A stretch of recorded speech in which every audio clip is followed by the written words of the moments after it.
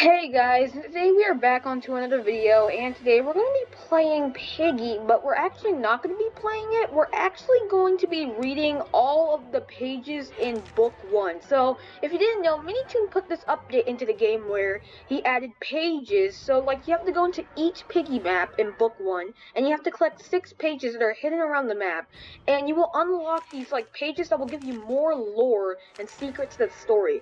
And today, I'm going to be showing you and reading to you all of the pages in Piggy Book 1. So far, there's only Piggy Book 1. There's going to be a Piggy Book 2 book soon, which is why there's question marks here, I think. So today, I'm going to be showing you and reading you all of the pages in Book 1. So if you're, like, still trying to find the pages around the maps and stuff, but you want to know what the pages are all about, then this video is probably perfect for you, since I'm going to be reading off all of the pages. So yeah.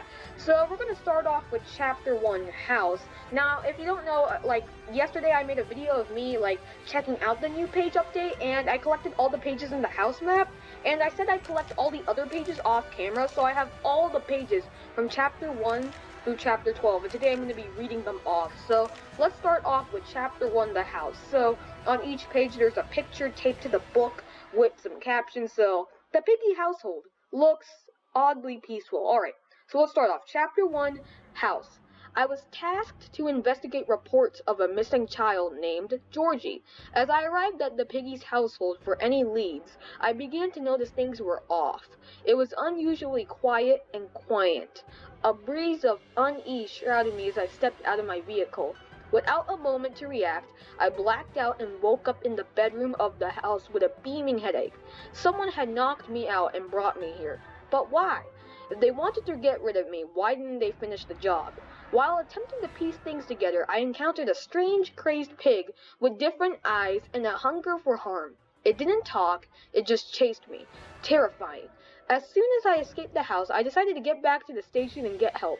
What we have here seems to be much more than a missing animal case. So this is chapter 1, like the first page for the first chapter, and yeah, so as you can see, this brings a whole lot more lore and gives a whole lot more information about the chapter. It describes everything that happened, from when the player stepped out of the vehicle to when the player got, like, escaped the house. Like, it describes, like, it gives you a whole lot more information, which is pretty cool, and I love this update because it gives more lore, more secrets, more information, and it gives you a better understanding about the story. So, yeah, there's Chapter 1, House. So now we're going to go on to Chapter 2, Station. I collected all of the pages off camera, and it wasn't easy. They were hidden really good. So credits to Minitoon for making the update. So yeah. So Chapter 2, Station. So here we have the picture with the captions. The cells all empty. I guess they took advantage of the situation. Yeah, looks like the criminals just escaped jail. Okay, that was smart of them. Alright, Chapter 2, Station. When I reached the station, I had found it to be unusually quiet. No officers celebrating, no criminals rattling their cell doors, nothing. Then the intercom system spurted out a warning to get to the garage. The voice sounded familiar. It was Doggy, my old partner. I don't know why he showed up on his day off. Maybe it was a distress call that all officers received while I was unconscious in the Piggy house. As I crept about to unlock the garage, I encountered yet another strange-looking pig. It appeared to have black eyes and a violent attitude, just like the last one. What is with these animals? What happened to them? And what made them like this? Once I opened the garage door, fueled the escape car, and left with Doggy, I felt a sense of dread overwhelm me. I got out, but did not feel safe. I needed to find out what was going on. So yeah, that's chapter 2, the station, and it gives a whole lot more information about the chapter. So, like, it shows that, like, maybe the criminals took advantage of the situation. It gives some more, like, information about the infected. It gives some more information about, like, the whole story and everything. Like, that's what every page does. It describes more information about the story, gives more secrets, and gives more lores, which is why I like the update, since it's really interesting. We get to know new stuff and more of a good understanding, and yeah. It's pretty cool. I love it. Alright, so that's chapter 2, so the station. So yeah, now we're done with chapter 2. Let's go on to chapter 3, the gallery. Sealing ourselves in wasn't the best idea, I'll admit. Okay, so this is chapter 3, the gallery. Alright, let's do this. It turns out the gas can I picked up was almost empty because we found ourselves running out pretty quickly. To make matters even worse, we stopped in the middle of the city. A couple of infected, as Doggy calls them, surrounded our car. We rushed into the nearby building, the gallery. I haven't been here since we started investigating a reported robbery last month. It seemed to be a little run down as well. We quickly sealed the building only to realize that the infected entered as well. It was very strange to see a place once so calm become so chaotic. Doggy told me that he never liked galleries anyway. So this is actually pretty interesting because when the player and Doggy went into the gallery, I didn't know that they sealed themselves in the gallery, which is pretty interesting. So basically what happened is when the player and Doggy ran out of gas, they just ran inside the gallery and sealed themselves in, only to realize that infected entered the building. So then they had to unseal themselves, and also here by the caption says, sealing ourselves in wasn't the best idea, I'll admit. So, at first I thought the player and Doggy came in through another entrance to get into the gallery, or something, but no. They actually just came in through one entrance and sealed themselves in, but then have to go through the same entrance to get out. Which is pretty cool, I never knew that. Like I said, this gives a whole lot more information about the story. Stuff we didn't know, we now know. Most of our questions about the story and what happened are now solved and better explained, just like the cutscenes explain a little bit, but this explains a whole lot more and gives more detail about it. So yeah, so it looks like they sealed themselves in the gallery. Alright, so the next chapter is chapter 4, the forest. Okay, we're like 4 chapters out of 12 in, so the picture... Others had the idea to stay too. It looks like it worked out the same way as it did for us, and it shows a picture of the forest. Okay, chapter 4, forest. This is where Doggy gets infected. Wonder what the player has to say about Doggy. Alright. Doggy and I had been safe and sound in this forest for weeks now. We've been silently visiting small towns and taking supplies from them. We spoke for days about what we'll do when it's over. Doggy said he'd like to travel south someday and visit old monuments and ruins. I don't know what I'd do. I couldn't get my mind off of the world state. One night I woke up to discover a broken and empty potion and a missing friend. I looked around and found Doggy. He was one of them. My gut sank and I felt weak. Where did this potion come from? And why did he drink it? Was he forced to? He had red eyes, not like the others. Someday I will get to the bottom of this. As I left the forest to no longer be faced with such a harsh blow to my heart, I came across a radio with a voice that instructed me to head to a school. Clinging on to any distract my mind, I followed their instructions. Okay, so this is actually pretty cool. So this page shows that the player was really sad when Doggy got infected. So basically when the cutscene happened, it didn't really show that the player was like really sad about Doggy getting infected, but this page explains it a whole lot better. So it says that like he was one of them, my gut sank and I felt weak, and yeah, and it's like such a harsh blow to my heart. Like we can see that the player felt really sad about like Doggy getting infected, while in the cutscenes we couldn't really tell if the player was sad. He was like he was pretty surprised. But yeah, now we get to know that the player was like really sad, probably because Doggy was his partner, and it gets to show more information. So I guess the player is a bit more emotional or something like that. And also this diary or like journal or something, I think this might be like the player's journal or something.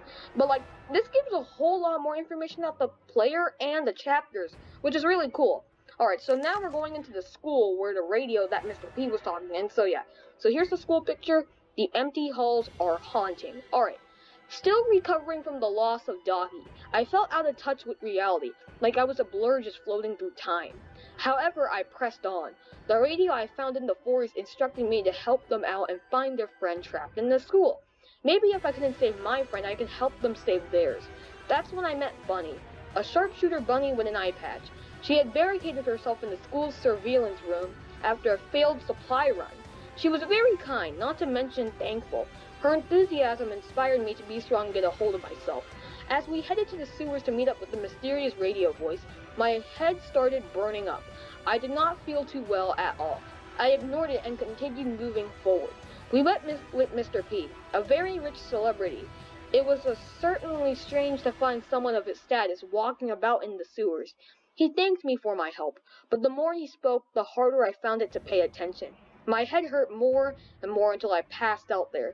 The last thing I remember was being wheeled in the hospital and seeing Doggy. Oh wow, that is whoa. Okay, that's great. Okay, so this gives a whole lot more information about how we met Bunny. Apparently, Bunny was like on a supply run, and like it was a failed supply run, so she barricaded herself in the school surveillance room.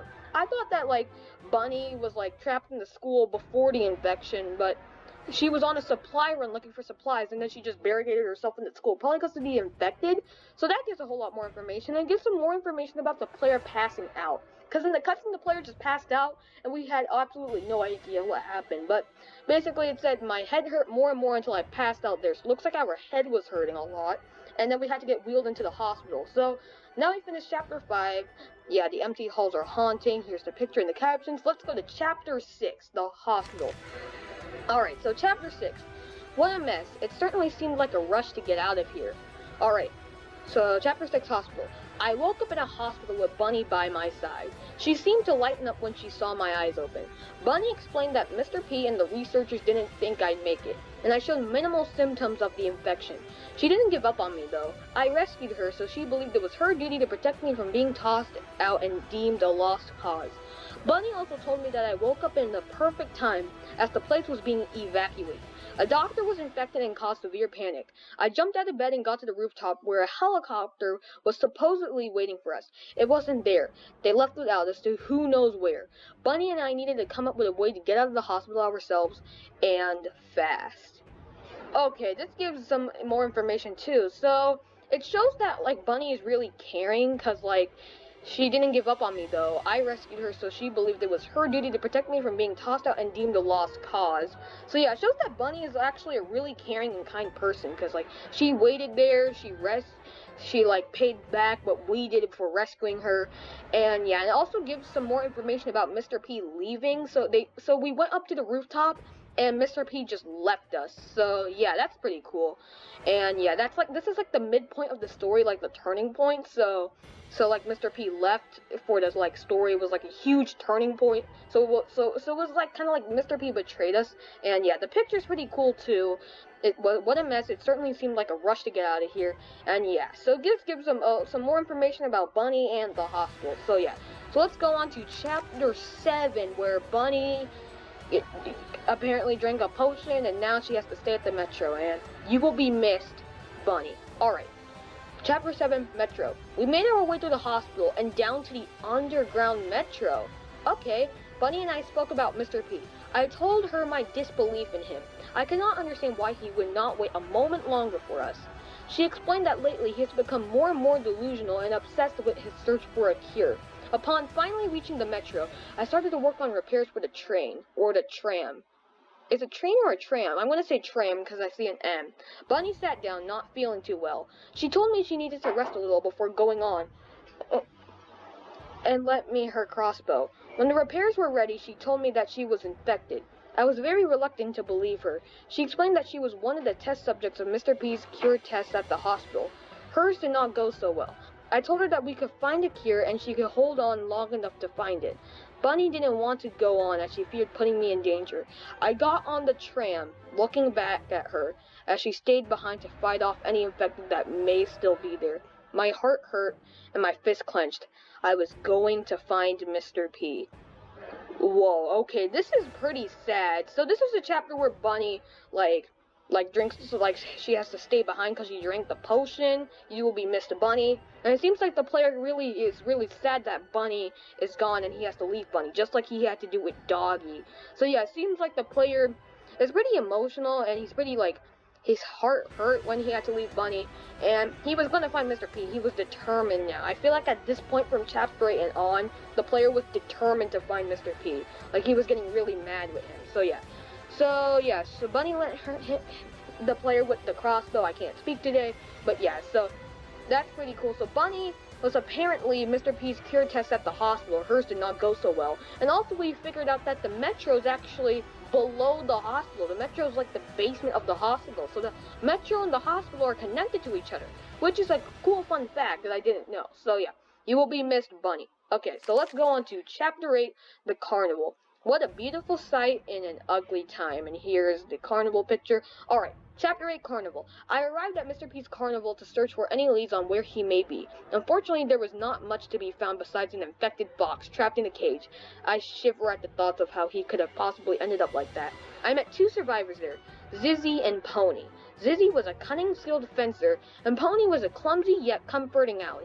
They were kind enough to allow me to join them. They told me that they were on a supply run, but found me on the way and trusted me enough. As I was led back to their safe house, they spoke a lot about untrustworthy people and how I should watch out for them. It seemed that this whole situation really brought out the worst in some.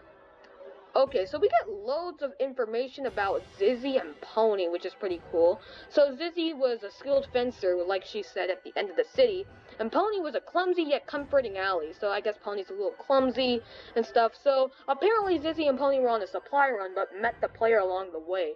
I didn't know that. I think they just heard like some commotion coming in, so they just like waited for us at the end, at the exit room, but apparently they were on a supply run and just met us on the way, which is pretty cool. So yeah, so I guess loads of like non-infected characters were like on supply runs, just like the player and Doggy in the out in the forest. Like we were like looking for supplies, same as Bunny, and now Zizzy and Pony. So looks like supplies are really running low.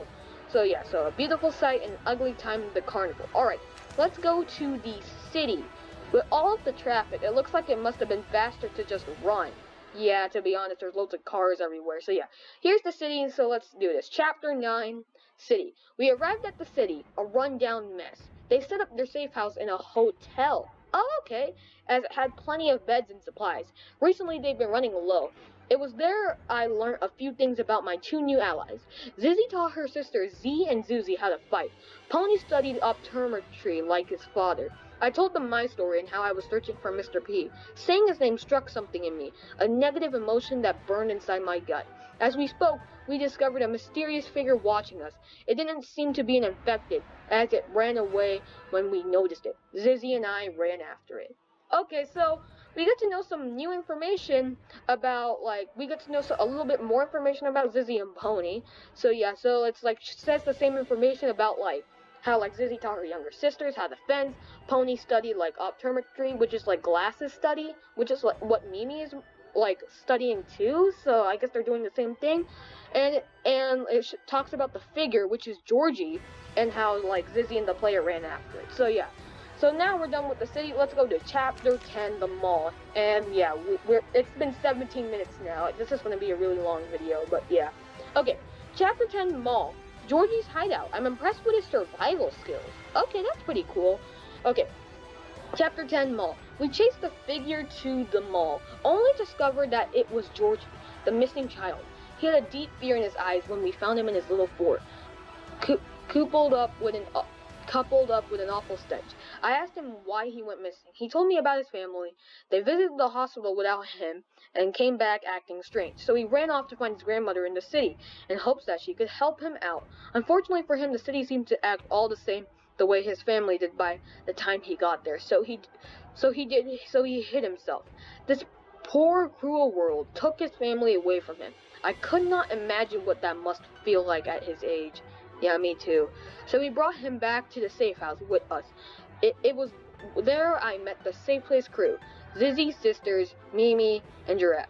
Mimi was a smart engineer. She knew her way around technology quite well. Giraffe was a tough guy with a strong passion for nature and ecology. He loved plants.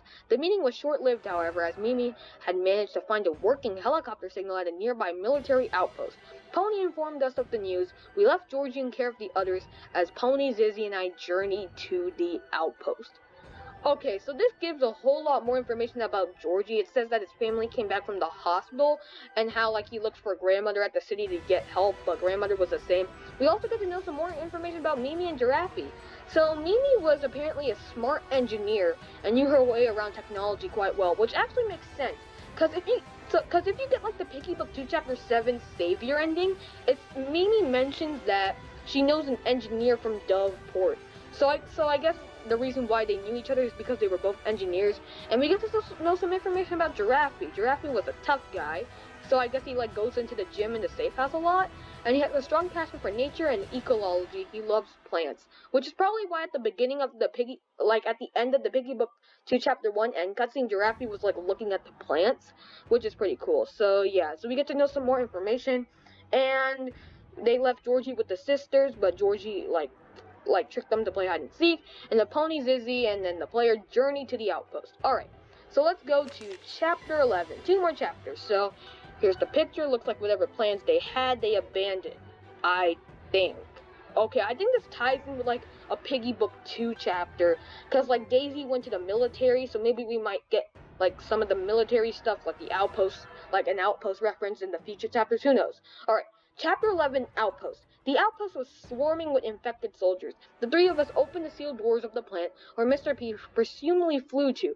As I prepared to enter, Georgie showed up. He snuck out of the safe place and followed us. I was not pleased to see him at all, because he could have been easily harmed.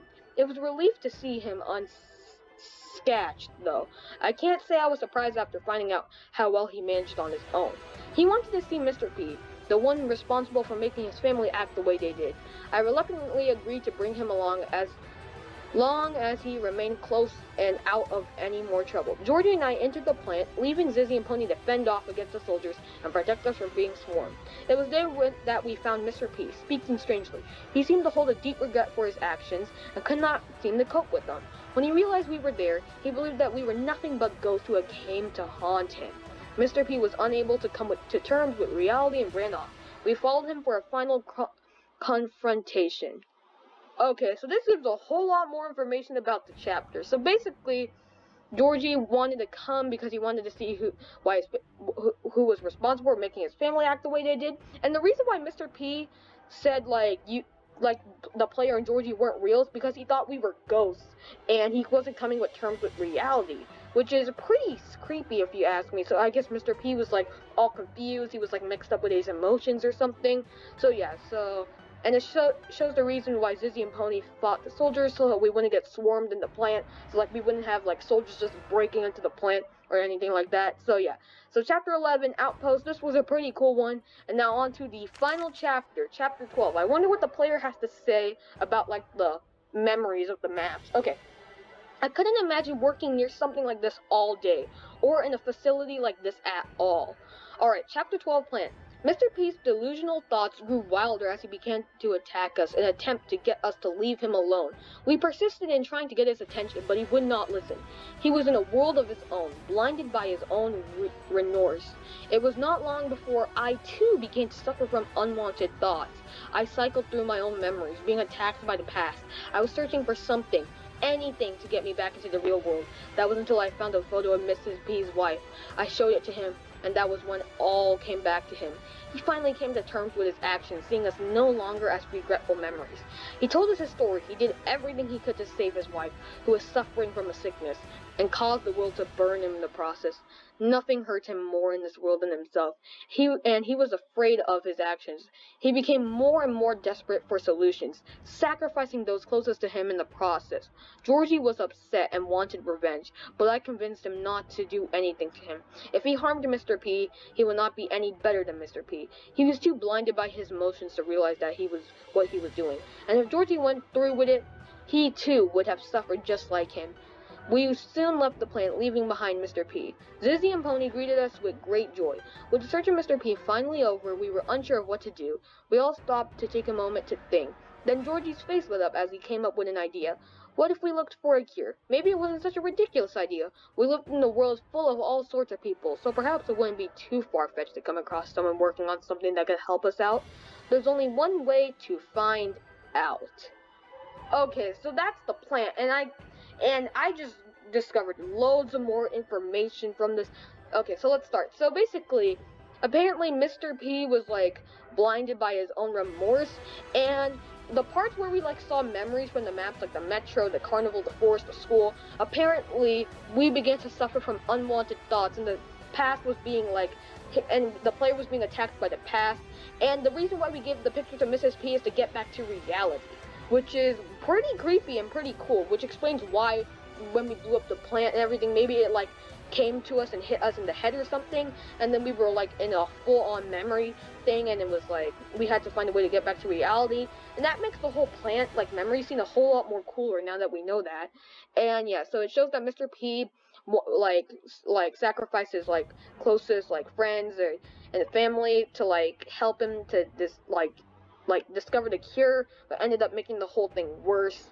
And yeah, and it showed that Georgie wanted to like find a cure, and it ends off with there's only one way to find out. And I think the only way to find out is when the book 2 book comes soon. So yeah, guys, that's for today's video. Hope you guys enjoyed. This was the whole book 1 pages, and man, that was really long. This was a really long video. If you made it to the end, thank you guys so much for making it to the end. Yes, I know this was a long video, and yeah, I had to talk a lot, so it was pretty hard for me too. But yeah, thanks for watching, and yeah, see you guys in the next video. I might do a video of me doing the book 2 one when it comes out. But yeah, thanks for watching, and I'll see you guys in the next video. Bye.